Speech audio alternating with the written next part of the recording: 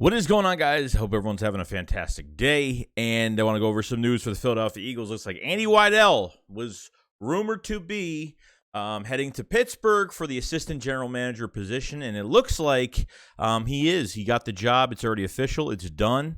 People are like, oh, all the articles are pretty much saying like, oh, the Eagles suffer another loss to the front.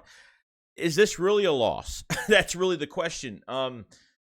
From just up above Andy Weidl there are some people that we've got rid of. Andy Weidl now Catherine Raich is done. Tom Donahue, the fist bump rejection from last year, Brandon Brown, Ian Cunningham. So you have, the Eagles have lost some front office members, Andrew Berry, Joe Douglas. I mean, there's more to the list that they've lost over the past few years. And I feel like Howie Roseman, I've made a video on this already about Howie Roseman. There's been rumors that, Jeffrey Lurie took a step back after the Nick Sirianni hire, and Howie Roseman has really took over the full control of this roster since last year. There's no pushback from Lurie. There's no pushback from any of these guys like Andy Weidl and some of these other people that are working in the front office. So a loss, I can't really say it's a big loss as of right now, but that is the news with obviously Andy Weidl not being here. Will be the assistant general manager over in Pittsburgh. So I feel like Howie is doing good things, and hopefully he continues to do that. Secondly, Jonathan Gannon had his press conference the other day and went over kind of just the whole defense in general and generic answers, generic questions. And I think one thing, and obviously one of my favorite players on this team right now is Jordan Davis. I'm a big Jordan Davis fan because even before the draft, before the combine, I said, Devontae White or Jordan Davis, one of those two Georgia defensive tackles will become a Philadelphia Eagle, by the draft, and it will happen. And Jordan Davis became a Philadelphia Eagle. They gave up a few picks to get it done. A few day 3 picks to get it done, and they end up getting him. Jonathan Gannon says that, he's big, he's violent. Jordan Davis is, going to pin his ears back and he's going to attack. They're not going to be afraid to put him in pass rush situations. And you're damn right you're going to put him in pass rush situations. I mean, this guy, have you seen this guy? Look, if at the end of the day, if you have him in the second rotation next to Milton Williams, I think it's a really good tangent between him and Milton Williams. Milton Williams going to his second year, a third-round pick from Louisiana Tech that really had a strong year. I think beginning of the year was pretty good, and then by that last game of the Dallas Cowboys, I thought he really took it to the next level. Could play defensive end, could play defensive tackle. You have guys can move around, but with Jordan Davis, not only are you getting a pass rusher, but you're going to be getting a guy that's going to be a big run stuffer. It's going to clog the hole. I mean, this guy's been triple teamed in college, and he's only taken one step back from 3 guys on him. It's actually kind of crazy. You have the linebackers to blitz through the gaps and get it done. The Kobe Dean, Kaiser White, T.J. Edwards. You have you have Hassan Reddick moving from Sam linebacker to edge rusher. You have the guys to do it. Jordan Davis is one of my favorite players because I love defensive linemen. I played that position a long time ago, and I got to say, by next year, by 2023, you're going to say, holy crap, Jordan frickin' Davis.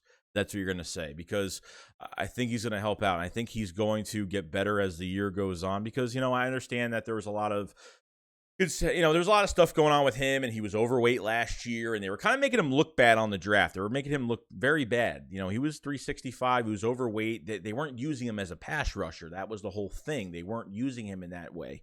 He's a big run stuffer. I think, that's why I had Devontae Wyatt being the better pass rusher than him. But I think when you have a guy that's 6'6", 340 pounds, especially now, he's probably going to be 335, 330, or even 325. I don't know how much they're making him lose weight, but I think the one important thing about, and the big caution for Jordan Davis is you got to, the guy has to do well for himself. You know what I mean? If he doesn't listen to the coaching staff, or he doesn't listen to, the health advisors or whatever they have him on to maintain his weight, he's got to maintain that weight, because if he doesn't maintain that weight, he's going to get slow. He's going to lose explosiveness, and he's going to be a wasted pick. So I could say he will be a wasted pick if he doesn't maintain his weight.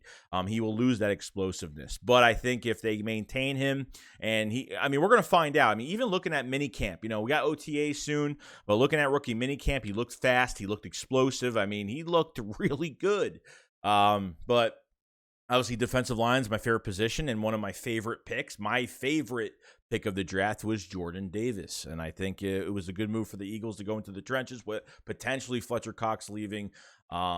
and Javon Hargrave could leave. You have two defensive tackles that are pretty much after this year, they could be gone. I think, like I said a million times, Javon Hargrave will probably be a re-sign candidate, and then you'll have Jordan Davis next to Hargrave going into next year in 2023. So I like what Gannon said about Jordan Davis and just being violent, pin his ears back. They're not going to hold him back, which is great. I want him to just attack. It's all I care about right now with Jordan Davis, and we're going to see a big difference and a big upgrade in that second defensive line.